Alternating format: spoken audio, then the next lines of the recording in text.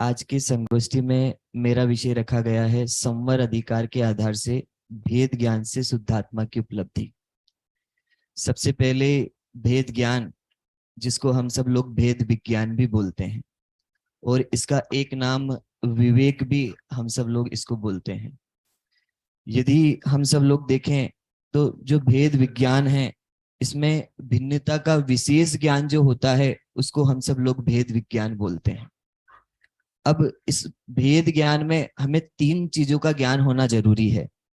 किससे भिन्नता, किसको भिन्नता और किससे भिन्नता। ये तीन चीजों का ज्ञान होना हमें बहुत जरूरी है। और सबसे बड़ी बात कि जब भेद ज्ञान की बात आती है तो आदरणीय युगल जी बाबू जी इस संबंध में ये कहते थे कि भेद ज्ञान की सबसे पहली शर्त और प्रमुख शर्त यह है कि भेद ज्ञान में प्रमुख यदि कोई रहता है, कोई आई यदि कोई रहता है, तो वह स्वयं रहता है। और उसके अलावा वह किसी दूसरी वस्तु से, किसी दूसरी पर्याय से और किसी और से भिन्नता करेगा, लेकिन प्रमुख उसमें वह स्वयं रहेगा। ये वैसे तो संपूर्ण जो समय सार ग्रंथ है वह भेद विज्ञान को ही समर्पित है, लेकिन समय सार का जो ये संवर अधिकार है, इस संवर अधिकार में भेद ज्ञान की महिमा गाई। और इस अधिकार को हम ये कह सकते हैं कि इसको भेद ज्ञान का अभिनंदन अधिकार कहा गया। इस संवर अधिकार को यदि हम सब लोग देखें तो ये संवर अधिकार 181 नंबर की गाथा से 192 गाथा के पर्यंत तक है। और इस अधिकार में लगभग 8 कलशों की रचना है।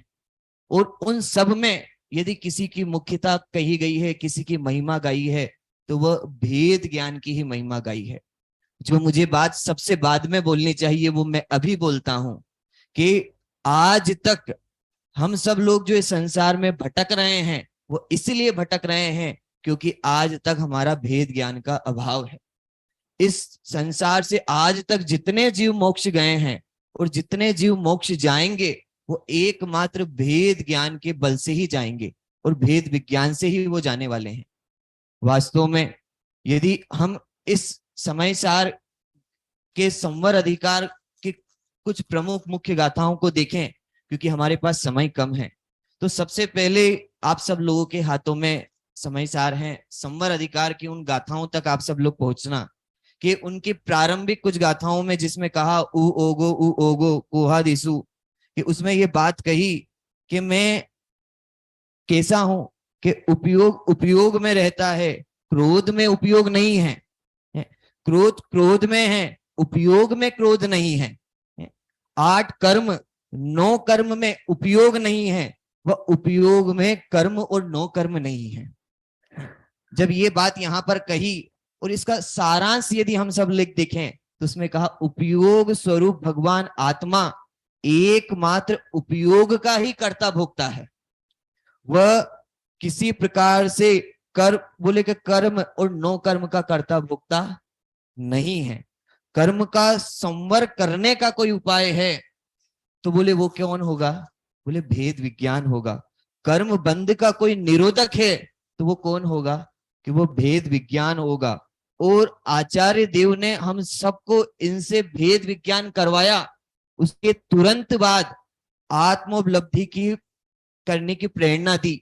और आगे के कुछ कलशों के पास आप जाओगे तो आगे के कलशों में ये बात कही कि राग और ज्ञान, ज्ञान और राग, इन दोनों में अत्यधिक अंतर है, अत्यंत अंतर है। उनमें कहा कि जो ज्ञान है वो तो चैतन्य स्वरूप है, राग जो है वो कैसा है कि वो जड़ स्वरूप है। और जब वो कहा कि और ऐसा यदि तू अंतर में मंथन करेगा और ऐसा मंथन कर कर यदि तू उग्र पुरुषार्थ करेगा तो तेरे ज्ञान और राग की भिन्नता यदि तुझे भली भांति ख्याल में आ गई तो ये कहा कि वो राग टूटकर तू अपने ज्ञान स्वभाव में जब स्थिर हो जाएगा तो बोले इसका नाम भेद विज्ञान है। भेद विज्ञान होने पर यह जीव अपने आत्मा में स्थिर हो जाता है और उस जीव को जो अतीन्द्रिय आनंद सुख की प्राप्ति करनी है वह एकमात्र इस भेद विज्ञान के बल से ही होगा। यदि हम सब लोग थोड़ा और आगे आ जाएं इनकी गाथाओं की ओर, तो जो स्वभाव और विभाव के बीच में आचार्य देव ने जो भेद विज्ञान से शुद्धात्मा की उपलब्धि हम सब लोगों को कराई, उस शुद्धात्मा की उपलब्धि कराने के बाद वो शुद्धात्मा की उपलब्धि कैसी है, तो इसके लिए उन्होंने इसकी गाथा नंबर 184 और 185 उस गाथा में वहां कही कि वो जो गाथा आती है जह कणई मग्गी, मैं उन गाथाओं को अभी नहीं बोलता क्योंकि हमारे पास समय कम है। तो वहां उदाहरण दिया कि जिस प्रकार स्वर्ण अग्नि से तृप्त होता हुआ भी अपने स्वर्णत्व को नहीं खोता, उसी प्रकार ज्ञानी अत्यधिक कर्मोदय से तृप्त होता हुआ भी अपने ज्ञानित्व को नहीं खोता। आगे टीकाओं में भी, आत्मख्याति टीकाओं में भी इस पर विशेष बल दिया और वहां कहा कि इसी प्रकार जिस प्रकार प्रचंड अग्नि से तृप्त होता हुआ स्वर्णत्व कभी अपने स्वर्णत्व को नहीं खोता, उसी प्रकार ज्ञानी कभी अपने ज्ञानित्व को नहीं छोड़ता। हजारों कारण मिल जाए, लेकिन हजारों कारण मिल जाने पर भी स्वभाव अपने स्वभाव को कभी नहीं छोड़ता। आचार्य अमृतचंद्र ने इस गाथा में हमारा ध्यान इस ओर आकर्षित किया।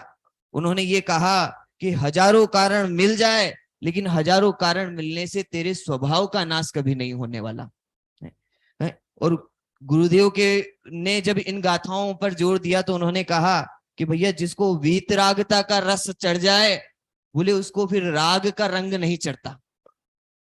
और हम सब लोगों को आचार्य जयसेनाचार्य की वह टीका तक भी पहुंचना चाहिए। जब आचार्य जयसेनाचार्य ने भेद विज्ञान की चर्चा करते समय वहां 5 पांडवों का एग्जाम्पल दिया, कि वहां 5 पांडवों का एग्जाम्पल देते हुए उन्होंने कहा कि देखो वो 5 पांडव जो बोले कि अपना भोग विलास के राज्य को छोड़कर बोले वैरागी होकर उस पर्वत पर बोले ध्यान मग्न आत्मा के स्वरूप में लीन थे और आत्मा के आनंद का रसा स्वादन ले रहे थे। और उसी बीच उन्हीं का परिवार से बोले उनने उसके आकर उपसर्ग किया, लेकिन फिर भी उनके ज्ञानत्व पर कोई फर्क नहीं पड़ा। और उसमें से 3 भाई ने तो केवल ज्ञान की प्राप्ति कर कर मोक्ष पधार गए, और उसमें से 2 भाई जो बोले सर्वार सिद्धि चले गए। और बोले 2 भाई जो सर्वार सिद्धि चले गए कि बोले कि वो केवल ज्ञान से 33 सागर से अधिक दूर बोले वो हो गए।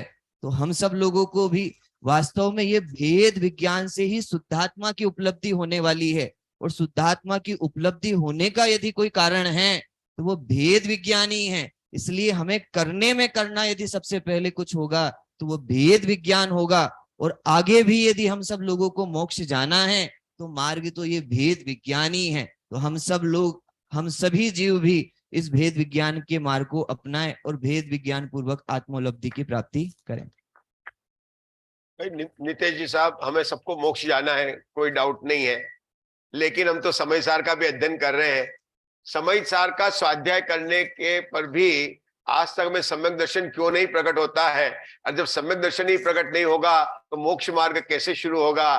तो आइए, समय सार को पढ़ने के बाद भी हमें सम्यक दर्शन की प्राप्ति क्यों नहीं होती है, इस विषय पर आज की गोष्ठी के अंतिम वक्ता में डॉक्टर विवेक जी दिल्ली से इस पर प्रकाश